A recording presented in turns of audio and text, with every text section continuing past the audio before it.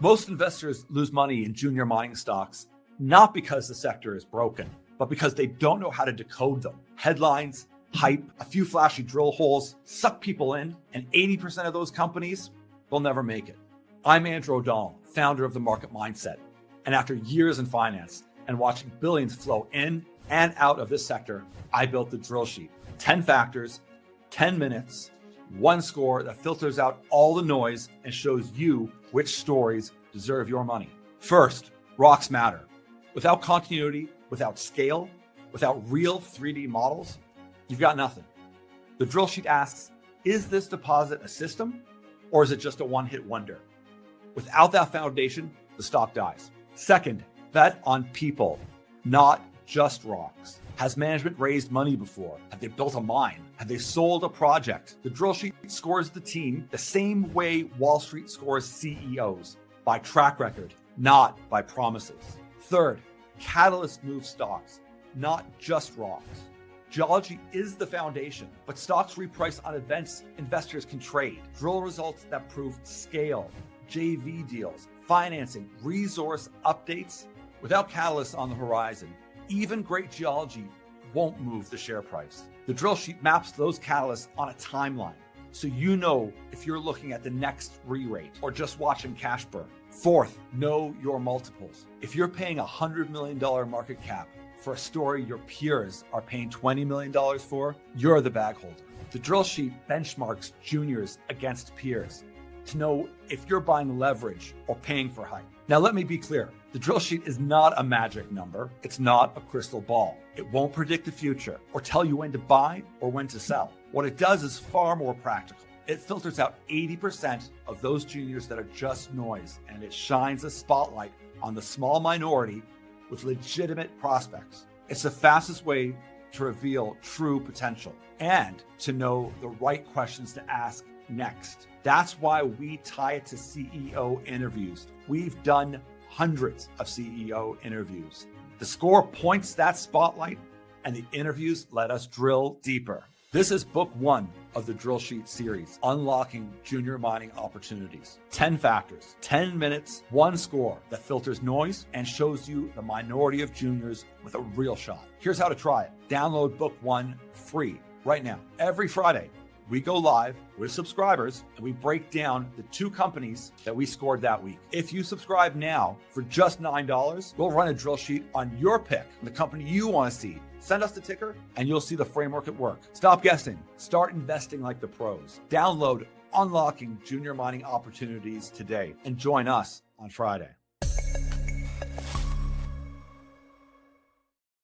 Friday, everybody. Happy Friday, everyone. Welcome to the Great Resource Shortage. I wanted to do an impromptu call this morning to talk about why the next 10 times, 20 times stocks, they'll come from the supply gap, not the hype cycle. And we see a lot of people out there saying, gold's going to crash down and it's a hype, it's a this, it's a that. And I beg to differ. Could it trade lower? Sure. But we're very bullish on precious metals, on mining in general, because the fundamentals and the evidence points that way. This is a hype cycle for those in the mining sector that have been beaten up for about 15 years. So it feels like a bit of a hype because stocks are doing very well. The top tier ones. So this isn't about a new narrative. It's really what we're talking about is a broken economy and to some degree a broken stock market. We've been sold the story that money, debt, liquidity are everything. But what if liquidity is meaningless if we have no resources left to turn into machines, to grids, to chips? The real game now is scarcity, energy, minerals, electrons. That's the data. All of this is center in the news. And it's not just hyperbole. Today, we're walking through 3 shocking truths. 1, the world can't build new infrastructure fast enough. Now, mainly we see this in the US and in China. China has been doing it for a long time. They have had a head start. Quietly and not so quietly, expanding at exponential pace. 2, inventories are collapsing. It is not easy to mine. It's not easy to go mine more. And right now, if you want your own supply, if you're an interesting hedge fund that says, hey, can you get us a bunch of silver right now? You're looking basically at funding an expansion on a mine or doing a JV deal, in which case you're getting that production, whatever down the road it is. It isn't that you're just getting it tomorrow. And that's an issue, which we'll get into. 3, only a few miners, only a handful of miners can actually deliver in this environment. And that's where the drill sheet comes in. And this is where it's earning its keep. And we're having fantastic results with it. We really encourage people to try it out even for a month. $9. It used to be $9 to do a trade. Everyone can do a trade online for free now. So for $9, you have the potential to put yourself, especially today, where a lot of the stocks we like that have great drill sheet scores, they've pulled back.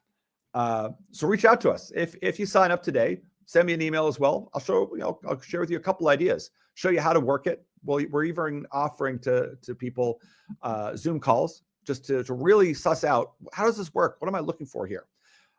Because we know we're going to do well. We're very confident. But the whole point of this channel is to get other people excited. I get to talk to funds and family offices around the world and look at larger deals. I get to do private placements. That's exciting for me. Great. But what I want to do is open it up to the average person out there who says, listen, I don't have a ton of money and I need to change my life in a way. But of course, that's taking a lot of risk. This is speculative risk, but this is speculative risk that's being managed and mitigated quite a lot because of what we're seeing and in the evidence out there. I would argue there's more risk right now in a lot of the AI story. And I love the AI story. I believe that there's a race. It has to be won by the West. There's no question about it. And our entire thesis is based on that as well. It's not divergent from it.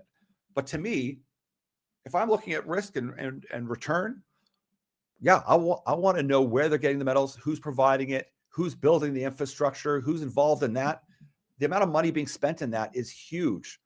Now, like we've gone through this many times before, a lot of that is the same characters. I mean, these tech companies are becoming infrastructure companies and they're getting huge money. But once again, they still have to get the metals from somewhere. And this is, becoming very abundantly clear out there. So electrification, grid upgrades, national security, all of this really reflects that bigger term of scarcity. AI farms demand massive electricity. That pushes demand on copper for wiring, switch gears, nickel, cobalt, lithium for batteries. If you don't like batteries, once again, you need all of the metals, including silver for solar. If you don't like solar, okay, fine, let's build some hydro. If you're not able to build hydro, I get permitting for that. That's a ton of metals to build out there. And once again, you have to connect it to a grid. If you're talking nuclear, I mean, going on and on and on. I think you see what I'm meaning, is that demand is accelerating. We see the hundreds of billions being put into this. The IEA, Global Critical Minerals Outlook 2025, warns that the current pipeline of mines is not enough. The industry is on pace for a 30% deficit by 2035 due to declining ore grades, capital constraints, and long development times. A lot of these are being addressed quickly by the current U.S. administration, which is fantastic. And this is where there has to be give and take with all sides of the spectrum. If you want to have your green solutions, you have to remove the onions and layers of permitting. The mainstream narrative out there is that there's not enough regulations. If that was the case, China wouldn't be able to build out as fast as they're doing. Because guess what? They do. They meet world standards. They're not breaking any world laws, creating all the nuclear reactors they create. So if there's a disconnect, it's from our media, maybe out of pure ignorance. They don't know. I mean, most of these people don't know where energy comes from. But we need to get that acceleration of education happening. It's not just copper alone. We're seeing a lot more attention back into lithium and all the critical metals. And once again, this is with the backdrop of the EV pushback, which once again, I'm fine with. I think EVs are cool. I much prefer a hybrid. That's my personal decision. I think it's a great tool and a great application. I think that batteries where they make sense. I think where LNG and gas makes sense, that makes sense. I'm I'm not ideologically bound by any of them, and that is very handy. So the supply cracks, inventory collapse, and where the tightness really is. London Metal Exchange inventories have plunged about 80% this year. That's representing less than 1 day of global usage. Future markets are showing backwardation, stretching into mid-2026. Disruptions, the Grasberg mine in Indonesia, that's one of them. We spoke with Lifezone the other day. We spoke a little bit about that. We see, Goldman Sachs cutting 2025 supply forecasts of 160,000 tons and expectations downward for nickel in general. And once again, Indonesia has very cheap nickel. It's where it's a significant, amazing mine as far as output.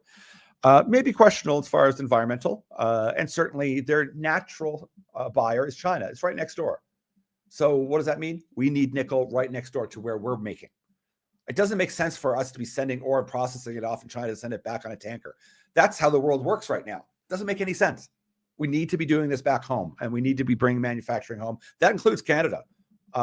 There's no excuse for us other than ideological. And, everyone knows my stance on that.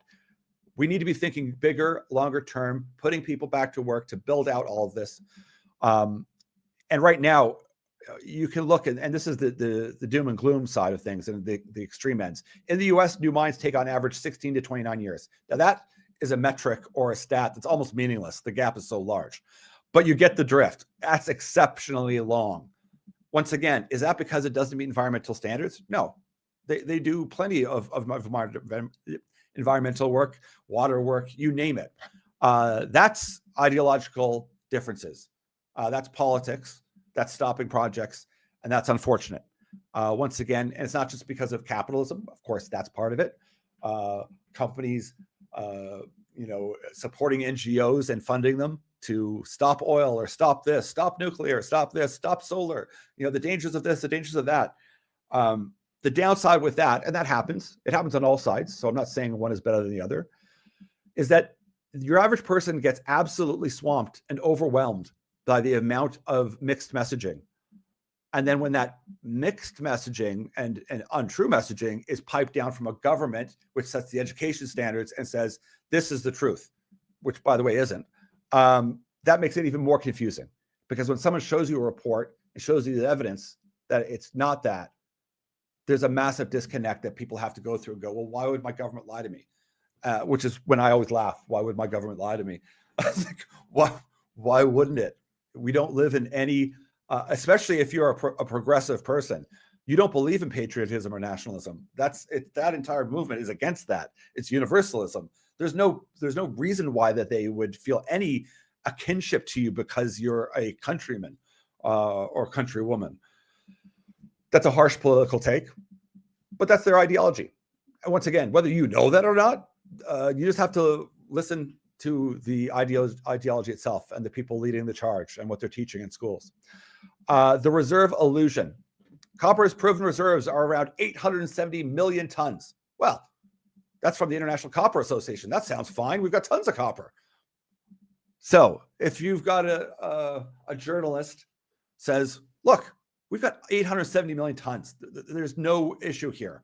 Well, that suggests about 30 years of reserve, which isn't long, especially when you take into account the 16 to 29 years to start up a new mine. Just throw that aside, though. But that sounds comfortable. 30 years of reserves left. These aren't like deliverable reserves. This is in the ground somewhere. Someone has got a 43101 that's got a provable. They've got a reserve ratio. That doesn't mean that it's even reasonably economic to get that out. That doesn't mean even the grade is worthwhile. So that number on itself, someone would post that and go, we got 800 something million. There's no demand or supply issue. We're fine. That's not true. Grades are declining globally. That's why when you see some of these projects and when the drill sheet identifies them that are spectacular, yes, they're expensive to build, but you look at that, you go, that's what's needed. That's what needs to get across the line, like a Resolute, even the Minnesota Twins in Duluth. Some of these ones that even are a bit more uncomfortable because there's a trade-off. Yes, they're a bit more onerous to put on board. We need to think in bigger terms and longer terms. And that, I mean, I'm very wishful thinking. And believe me, I'm not being naive. I understand the massive political gap that we've got in the West right now between those who would like to build up the West and those who have no interest in it. But as far as the reserve illusion, which, I mean, I could do a full 2 hours on this. Reserves tell you what's possible today. Resources tell you what's out there, and Drillsheet tells you what's actually going to happen. That's the gap between geology and money, and that's where fortunes will be made. And that's the whole reason why we do this, is to be in an unloved market that's absolutely critical and necessary that people weren't aware of. I wasn't even aware of. I always laugh that, when I started at Merrill Lynch, that we had like a gold bug and a guy that was a mining sector guy. And this is the 2000s. And I just didn't understand. I was like, why is he even here? I mean, talk about the hubris of being young and semi-smart. No wisdom, but yeah, lots of modeling in my brain. But and I mean financial modeling, not GQ modeling. Thanks for the thought, though. But it's a funny story because it is the same events we're seeing today, and I understand, especially young people that are exceptionally keen on crypto, that narrative, because it's the exact same narrative as we talk about with fiscal responsibility, inflation, debt, credit risk alignments, QE. It's the exact same narrative. They just like this newer technological version. I don't blame them for it. I just think people should hedge their bets a little bit better with it. And it's more exciting. If I'm an investor, I love the AI because I can use AI. It's fantastic. It helps us daily, and we're starting to really use automation and to help us on so many tasks. And that's just for a small, tiny business. Now, are the huge claims are very questionable, and there's greater minds than I that focus in on that sector that are on CNN and CNBC all day long talking about if it's an AI bubble, and certainly there's a lot of money pouring into it, but some of these PE ratios aren't that extravagant. They aren't 2000 levels. Now, are there fundamental issues in Canada, US, Europe? Yes, the money printing is out of control, but at least some countries are attracting money and some are losing deals. And that's because some are business friendly and some are not. Some want a solution to all these problems and they consider that they want to be a dominant player, and others have resigned that they're not interested. And that's a choice that countries make. And that's why, I don't spend too much time complaining about those things, because if someone voted a certain way, that's the country's telling you that's where we're happy to not expand economically.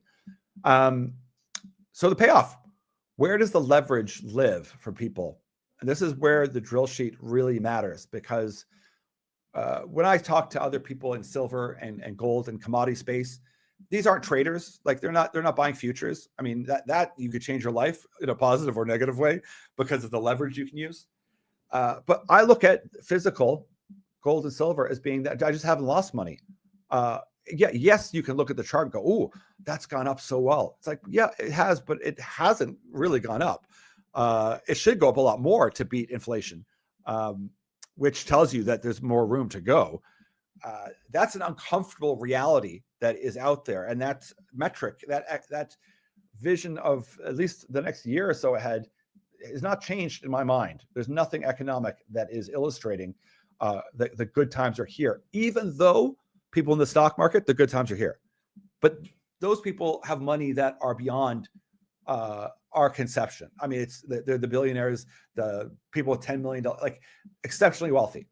But that's not most of us, and that's not who I'm trying to reach out to. I get to talk to family offices and funds and know where they're placing money, which is helpful and handy. But I wanted to bring this institutional style drill sheet down to a retail level so that people can get through a lot of the BS and understand what they're buying, understand the risk that they're getting, and be able to pair through a ton of companies very quickly and to see, is there value still left in this junior or in this senior or in this producer? What we have to check is not just stories and narrative. We have to test those, and we have to test them against a lot of data. Are the actual ounces in the ground? We need to know that. Do they have permits? What's the metallurgy like? Are they close to infrastructure? Is this a science project that's going to be so expensive and such a build out that it needs certain specific partners? And if so, if it needs the U.S. government to come in, like Trilogy or say with Perpetua, then great. As long as we know that, then we know what the catalysts and risks are. If you don't know that, you're just throwing money at the wind. And for most people, the mining sector is very new. The people that are getting a bit more excited and a bit more interested, there's a lot to learn. It can be very overwhelming. And we wanted to make something that's not out there. There's no one else has this. And no one can put in a stock symbol and within 30 seconds spit you out as much data as you can handle, as much detail, give you a green light, give you a red light, tell you it's a 75 out of 100, which is an incredible score, or an 80. There's not a lot over 80, but those are incredible scores. Or if it's like a 60, and if it's a 60, not very attractive. But if it's a 60 and the catalyst is waiting for a month away, could move it to a 72, I need to know that. The sheet on itself may not tell me that, but it'll lead me to the next question. It'll say catalyst coming. Well, how impactful could that catalyst be? What's the probability and the likelihood? This is why we made it. This is why it's such a huge edge. This is why we want to get it out to people as fast as possible. This is happening now. This big move is happening now. Does it mean there'll be a pullback? There's a pullback today. Great. I'm buying more. If you want to find out, reach out to me. Send a message to Andrew at marketmindset.ca. Andrew at themarketmindset.ca. If you sign up today, I'll go through a couple stocks that we're literally buying today that we love, because there's ones that we've IPO'd, involved right early, ones that we bought like second round private placement financings that we still own and hold that pulled back, they've taken off. And that's why we're in this. We're in this for the long term. We don't trade. Listen, if you want to trade, I'm happy. This drill sheet will help you as well. We want you in there as well. We want traders in there. It gives liquidity.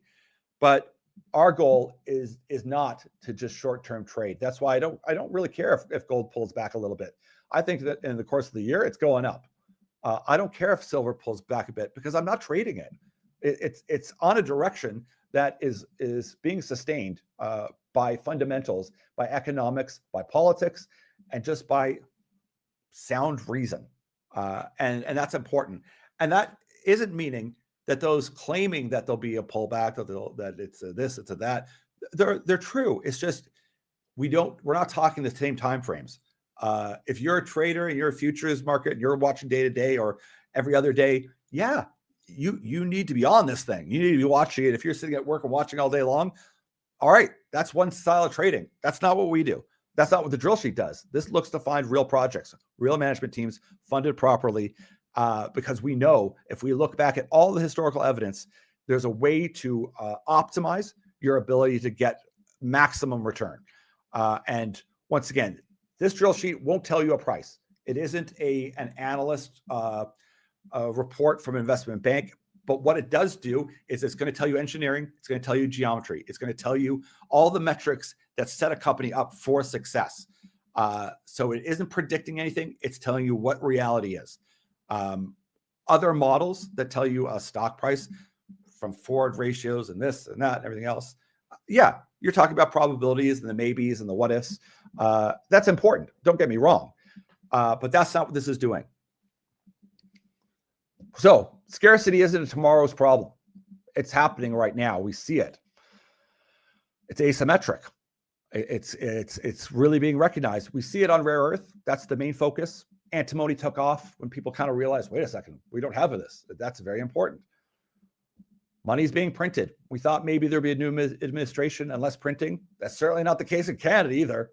I mean, it's shocking the billions being spent on ideology or being sent out of the country. So there's little acknowledgement of solutions. Tons in the States. Now, once again, doesn't mean you agree with them. Doesn't mean that you even want for the U.S. to be a major AI powerhouse, or that you want them to have massive amounts of power. If you don't, then yeah, you don't. But mostly our crowd, they're interested in that. They would like the powerhouse to still be the U.S. and to be nationalistic and patriotic, and to love where they're from. The drill sheet is your compass in this storm that we're facing. If you believe scarcity is the new inflation, that's what we believe it is, scarcity, then you need a tool that's grounded in the real world, not narrative hype, not chasing after stories and narrative. It's boring to look at data. I know that narrative sells. I mean, you can look at any of the last few years as far as social and political. Most of the main push of ideology is all just belief, all magical ideas, and not any evidence to support them. But people don't care. They're too busy as well. And I don't blame people. It's just natural that people like stories more than they like looking at numbers. Most people aren't geared that way. And that's why we made the drill sheet. So it's very simple. It gives you a number that's a go. This is good. And of course, we don't want you doing this on your own. We want you reaching out. I would rather have, we've got quite a few followers, but I would rather have 100 people calling me every week to talk about, the latest drill sheet than the 12,000 on our email list, because I don't know how many of you are opening it. And I would rather be talking to you that want to make a difference in your life. So go check it out now. Try it out. It's $9 right now we're offering. So pick, if you want to see the whole thing, hey, happy to do so. We offered specials on the entire year as well, and you'll get immediate access to the entire universe of all the stocks that we're covering right now and following. And in that as well, listen, it's not all just the 70 plus. We throw in some of the ones in there that will disappoint some people that have very low scores, so that people can see that it isn't just cherry picking. Oh, here's good ones. And we're not looking at bad ones. We need to throw in some bad ones. And I search out ones that I'm like, ooh, I don't like this one. And yeah, it's a 55. And it's not because I'm trying to punish people or to talk bad or downplay them. It's that, listen, you're not in any space to be warranting investment at this stage. And people need to know that. That's critical. It would be critical if you were buying some meme coin or some cryptocurrency or some AI, whatever company. You need to know, is this viable? Is it going to make any economic sense? Or does this just sound like a really interesting, fascinating story and you're getting caught up in that? So have a happy Friday. We wanted to get that out there. This is the time to be looking at these things. And it's to get the truth and reality out there, because budgets are being spent a little bit. People are going to start marketing, and you need to know what's real and what's not. And it's tough enough out there to learn about a new sector or a sector that is complicated if you don't have a framework that's identical across the board and that gives you a fair foundation. So reach out to us, pick up a drill sheet, tell us what you think. We've got tons of feedback already, but we appreciate the retail feedback. That's the people that I really care about. Having a conversation on Wednesday with a guy who's done exceptionally well, who's a truck mechanic. That's my target person. That's who I want to help. Someone who isn't sitting on, millions of dollars in Tesla and this and that. That's, sure, I want them to get involved, but I want the person who's struggling, that sees inflation, that sees that the cost of food is absurd right now, and sees that we're still sending money outside of, not to take care of our own people, but to take care of other people. They need to make some money. And this isn't going to promise you to make any money of any kind, but what it is, it's going to, show you what we're buying. And we've got a pretty strong track record of been doing quite well. We're happy to share that with you, but it gives you that framework and blueprint of what's real, what's got a real thesis, what has continuity, and who has a team that can deliver. So everyone, have a great weekend. We appreciate all your support. Things are picking up really fast. And I'm going to be on here a lot more just off the cuff because there is so much news. And maybe I'll leave on this one too, because it is a news story that's a bit interesting, and it's extremely timely and relevant. It's right in Barron's, which is pretty well read. Trilogy Metals soared on U.S. government stake. Insiders are selling stock. Oh, no. So, yes, when you see insiders sell stock, you always have to ask the question, what does that mean? Does it look bad? Sure, on a shallow surface, oh, no, they're selling stock. They don't believe in the play. No. I mean, they're mentioning here a couple of names, and it doesn't matter who they are, have exercised options and sold them. Well, yes. If the stock just like went and soared and went up that way, and you had options of which you could book for $1 million, like this is mining. Like you don't get wins that often. Like, I mean, we're going to see a lot more, but that's substantial, that quick, and you've got an options that you can exercise. Why wouldn't you? It's just your advisor is going to tell you to do that. And I know that in the past, people say, oh, if you're selling, that means you mustn't have faith in the project. No, there's just that some people have been in deals for a very long time, and they want to have a bit of a win. And especially with their options, they're not selling their stock; they're selling the options they had. So it's an accurate article. It's important. I don't think it's indicative of anything, because it's just human nature. I would, if I was still an advisor, I would be advising people to take money off the table if the stock flew and soared, because it's high risk, it's mining, it's speculative. Take some money off the table sometimes. That's just common sense. So that article is interesting because they're trying to be provocative, and I mean it caught my attention. I wanted to read it, and I'm not blaming them because it's accurate. It's absolutely accurate, and they explain that it was options and whatnot. But someone might mistake that. And think, well, because someone exercised and they sold and they booked $1 million, kind of like when Jensen Huang sold out like $1 billion worth, they mustn't have faith in the project. That is absolutely not true. If they sold out their entire position, or if they don't have a large position, the drill sheet's going to show you that. But no, if you take some money off the table, no, it doesn't mean anything. And once again, I don't follow Trilogy. I don't work with them. We just did a drill sheet on them. But once again, there's no harm in that. That's just human nature. So anyways, everyone, that's my 2 cents on a current story that's very interesting, that got a lot of headlines and a lot of volume. Have a great weekend. We look forward to talking to you next week, everyone. And keep reaching out. That's what we want to do. We'd rather talk to people than post stuff on social media. Anyways, that's more of my job is to chat with people. And I am available. I make time because once again, I'm here to help people that need the help and that want the help. I'm chasing after the bigger family offices and funds. That's my job to chase after them. I can do that on my own time. If you want to chase after and want to chat with me, reach out, send me an email. Everyone, all the best. Have a great weekend. And I look forward to seeing you next week.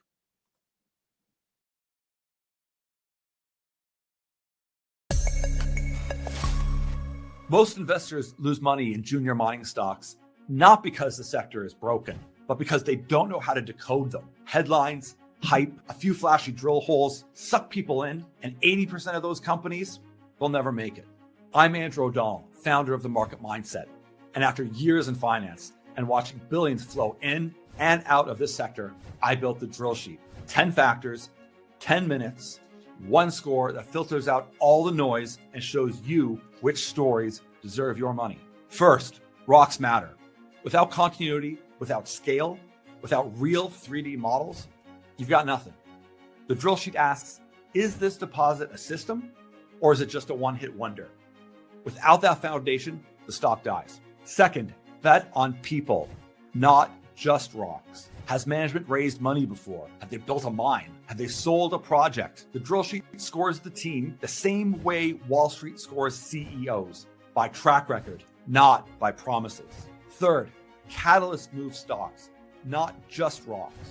Geology is the foundation, but stocks reprice on events investors can trade. Drill results that prove scale, JV deals, financing, resource updates. Without catalysts on the horizon, even great geology won't move the share price. The Drillsheet maps those catalysts on a timeline. so you know if you're looking at the next re-rate or just watching cash burn. Fourth, know your multiples. If you're paying $100 million market cap for a story your peers are paying $20 million for, you're the bag holder. The Drillsheet benchmarks juniors against peers to know if you're buying leverage or paying for hype. Now, let me be clear. The Drillsheet is not a magic number. It's not a crystal ball. It won't predict the future or tell you when to buy or when to sell. What it does is far more practical. It filters out 80% of those juniors that are just noise, and it shines a spotlight on the small minority with legitimate prospects. It's the fastest way to reveal true potential and to know the right questions to ask next. That's why we tie it to CEO interviews. We've done hundreds of CEO interviews. The score points that spotlight, and the interviews let us drill deeper. This is book 1 of the Drillsheet series, Unlocking Junior Mining Opportunities. 10 factors, 10 minutes, 1 score that filters noise and shows you the minority of juniors with a real shot. Here's how to try it. Download book 1 free right now. Every Friday, we go live with subscribers and we break down the 2 companies that we scored that week. If you subscribe now for just $9, we'll run a drill sheet on your pick, the company you want to see. Send us the ticker and you'll see the framework at work. Stop guessing. Start investing like the pros. Download Unlocking Junior Mining Opportunities today and join us on Friday.